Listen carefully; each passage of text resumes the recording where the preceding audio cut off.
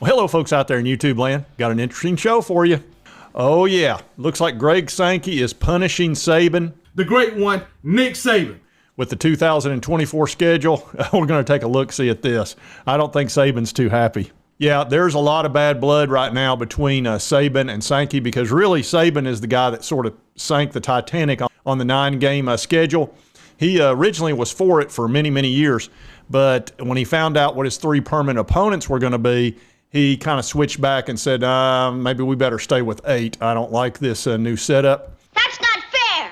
Don't raise your voice to me.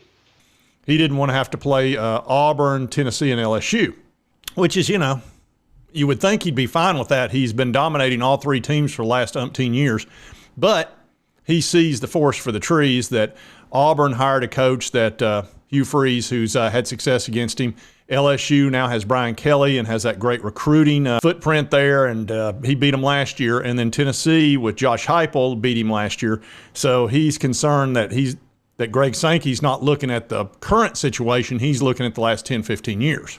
So when he went against this 9-game schedule, that really gave cover to a ton of teams that could say, well, if Saban doesn't want to do it, then I don't want to do it either. Because the 9-game does a couple things. First of all, it makes for an already very difficult schedule to be that much tougher, and you also lose a home game every other year. So there's a lot to be taken into consideration, plus having to pay off a bunch of teams that you've already scheduled. So obviously they've decided to wait 1 year.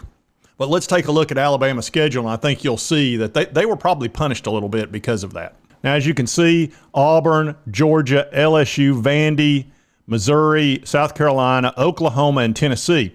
So the 3 teams he did not want to play altogether, I don't think he minds playing 1 or 2, but not all 3, was Auburn, LSU, and Tennessee. So he's got all 3 of those on the schedule, plus he's got a 2-time national champion the last couple of years, Georgia added to it, and Oklahoma. So he got all 3 of the teams that he didn't want, plus the number 1 team in the country and a team that can be very difficult in Oklahoma. And as you look at the schedule over here, the home games they've got are Auburn. They do play Georgia at home, Missouri and South Carolina, but they've got to go to LSU. They got to go to Oklahoma, and they got to go to Tennessee, which Neyland is brutal, as you know. And so is Death Valley. And, of course, Norman, Oklahoma is no easy win either. You walk over, but you're limping back. So all 3 of those are away. So I think Alabama's got a very tough schedule, which, look, they've been avoiding Georgia for years because just the way the SEC West and East is set up. But to pick up Georgia and Oklahoma, and then on top of that, I believe they're playing Wisconsin away, which is, it's a decent team. I wouldn't really even bring it up if they weren't playing at Wisconsin. If they were playing in Tuscaloosa, that'd be an easy win. But Wisconsin might be able to give them a little bit of a game. So they've got their hands full in 2024. And as you sit here and you look at all of these schedules, these are pretty brutal. Every single team has a tough schedule. I don't see anybody that's got an easy one. There's a few teams that actually avoided Georgia and Alabama. My Alabama Crimson Tide. But they've still got to play Oklahoma, Texas, and teams like that, LSU, Tennessee. So everybody got their hands full.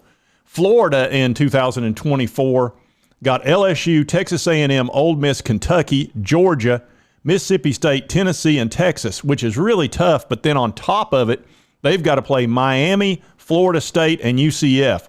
So Florida probably has the toughest schedule in 2024 overall, which is going to be very difficult on Billy Napier. Tennessee always has a brutal schedule because we always play, for whatever reason, Alabama and Georgia. So when you play the top 2 teams in the country every year, and the only other team that has to do that's Auburn, so we're always in the top tier as far as tough schedules, which is funny because old punk Pat Forday said we were a B team in the SEC. If we're a B team, shouldn't we be getting an easier schedule? Yet we're playing number 1 and number 2 in the country. So Pat Forday doesn't know crap. Punk. Anyway, I just thought I would cover this because I do think there's a little bit of punishment in that. Greg Sankey was not happy with Nick Saban, and Saban wasn't able to kind of push him around like he's used to. And that just may be, kind of the way things are today. Things are more moving towards money and having the great matchups. So, for TV, it's perfect. All these great games at Tennessee, Georgia, Alabama, LSU, all these teams, Oklahoma and Texas, it's going to be fantastic for TV in 2024. I'm leaning more towards sticking with 8 games as opposed to moving to 9. I don't want to lose a home game every other year. And then on top of it, let's just see what happens, because we got a 12-team playoff coming up, and I'm not convinced that the powers that be will take into consideration strength of schedule. I think they're going to go by wins and losses for the most part. They usually do that with rankings. And the SEC can sometimes get the short end of the stick of that because we beat each other up. We're easily the toughest conference in the country. It's not even close. And for anybody to argue, that's just, they're foolish. But anyway, I just thought I would cover this, and I don't think there's much question that Saban got a little bit punished here. Now, you may disagree, and that's fine, but I don't think he and Sankey are exactly like this right now. Oh, and we got the game at 2 o'clock against Stanford. College World Series, got to win. Got to win. And if you like this content, be sure to hit that like button. Lets me know to continue to cover the Vols and all our opponents, the SEC and all that good stuff.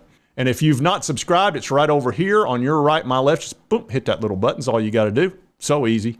And right over here is my most recent video that YouTube thinks you'll love. And we'll see you next time on Sports Talk Jay.